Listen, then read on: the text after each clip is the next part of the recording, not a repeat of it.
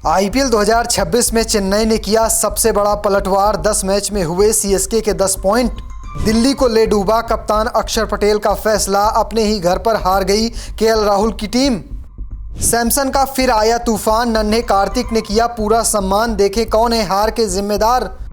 IPL 2026 का ये 48वां मुकाबला था। दिल्ली का सामना अपने घर पर ही चेन्नई सुपर किंग्स से हो रहा था। लग रहा था दिल्ली जो चेपॉक में हार मिली है उसका बदला लेगी और प्लेऑफ में पहुंचने की अपनी राह को और आसान कर लेगी। अगर आज का मुकाबला दिल्ली जीत जाती तो उसके 10 पॉइंट हो जाते, लेकिन मुकाबला हारते ही चेन्नई को 2 पॉइंट मिलते हैं और चेन्नई के 10 मुकाबलों में 10 पॉइंट हो जाते हैं। उनके प्लेऑफ में पहुंचने के चांस अब ज़्यादा हो चुके हैं। अब उनके 4 मुकाबले बचे हुए हैं। अगर 4 में से 4 मुकाबले जीतते हैं तो 18 पॉइंट तक सीएसके पहुंच सकती है और टेबल में तीसरे चौथे पायदान पर बड़े आराम से अपनी जगह पक्की कर सकती है। लेकिन अभी क्या है समीकरण, किस तरह से दिल्ली पहुंच सकती है, चेन्नई के अगले मुकाबले किसके साथ हैं और आज के मुकाबले में सैमसन ने कैसे बल्लेबाजी की, चलिए मैं आपको इस वीडियो में विस्तार से दिखाता हूं। टॉस जीतकर पहले बल्लेबाजी करने उतरी दिल्ली की शुरुआत अच्छी नहीं हुई। 29 के स्कोर पर 19 रन बनाकर प्रथम निशंका आउट हो गए। आज केएल राहुल भी सिर्फ 12 रन बनाकर आउट हो गए। नीतीश राणा ने 15 रन, करुण नायर ने 13 रन और अक्षर पटेल ने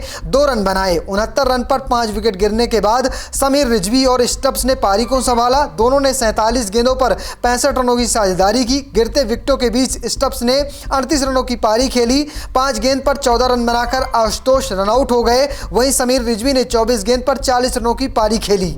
कुल मिलाकर दिल्ली की टीम 7 विकेट खोकर 155 रन बोर्ड पर लगाती है। अगर उनके पावर प्ले की बात करें तो बिल्कुल खराब गुजरा था। 30 से ज़्यादा रन बनाए थे, यानी 32 के करीब रन बनाए थे, 2 विकेट गंवा दिए थे। अगर बात करें मिडिल ओवर्स की तो वहाँ पर 72 रनों के आसपास बने थे रन और साथ में 3 विकेट गंवा दिए थे। डेथ ओवर में रन बने थे 46 के आसपास रन बने थे और वहाँ पर विकेट सिर्फ 2 ही गंवाए थे। तो इस तरह से दिल्ली का कह सकते हैं बैटिंग ऑर्डर चलता है। लेकिन बात करें चेन्नई की तो गेंदबाजों ने बहुत अच्छा कमाल किया। ऋतुराज गायकवाड़ ने अपने गेंदबाजों को बहुत सही तरीके से प्रयोग किया। शुरुआत में अकील हुसैन को गेंद थमा दी और वहां पर काफी ज्यादा परेशान नजर आए थे केएल राहुल हो या फिर प्रथम निशंका। बात करें अगर विकेट लेने के मामले में तो 2 विकेट मिलते हैं नूर अहमद को। इसके अलावा प्रथम अकील हुसैन की बात करें तो 1 विकेट मिलता है। साथ साथ गुरजनप्रीत हो, ओवरटन हो या फिर मुकेश चौधरी, सबको 1-1 विकेट मिलता है। इस मुकाबले में अंशुल कंबोज को कोई सफलता नहीं मिलती है।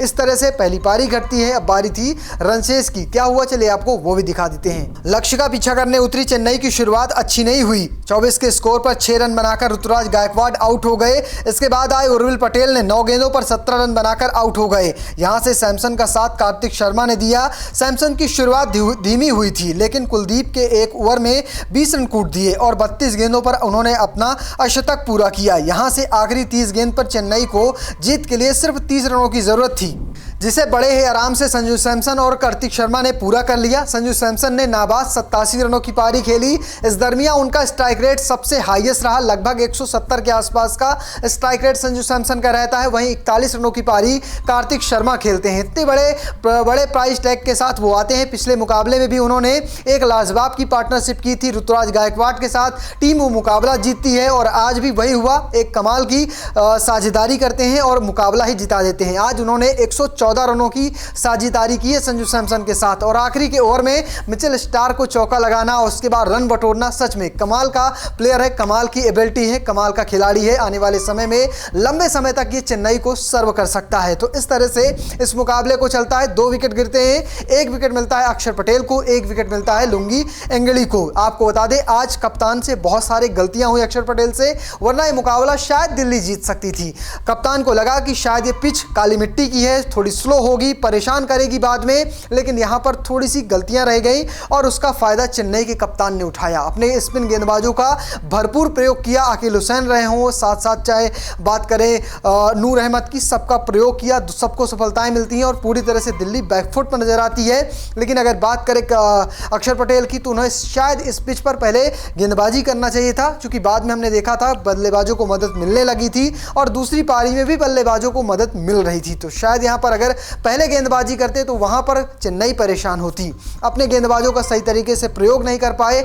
आज जब 18 रन बचे थे तब मिचेल स्टार्क को लेकर आते हैं, जब बीच में कार्तिक शर्मा और साथ साथ संजू सैमसन रन पार्टनरशिप कर रहे थे, 50 से ज़्यादा रनों की ज़रूरत थी। वहां पर अगर मिचेल स्टार्क का प्रयोग किया जाता तो हो सकता है सैमसन आउट होते। सेट बल्लेबाज थे, कार्तिक शर्मा पर दबा हुआ था, नए बल्लेबाज टिक नहीं पाते, तो हो सकता है मुकाबला दिल्ली के पक्ष में जा सकता था। लेकिन अपने सबसे प्रीमियम बॉलर, सबसे भरोसेमंद बॉलर को उन्होंने आखिरी की ओवर के लिए रोक के रखा, लेकिन उससे पहले ही सैमसन और कार्तिक शर्मा ने मुकाबले को फिनिश कर दिया। आखिरी में 30 गेंदों पर 30 रन चाहिए थे, 24 गेंद पर 18 रन चाहिए थे और वहां पर बहुत कुछ बचा नहीं था मिचेल स्टार्क के लिए जो आकर मुकाबले को बचा सके। लेकिन सबसे अच्छी बात चेन्नई के फैंस के लिए, उनकी टीम अब प्लेऑफ पे बिल्कुल नज़दीक पहुंच चुकी है।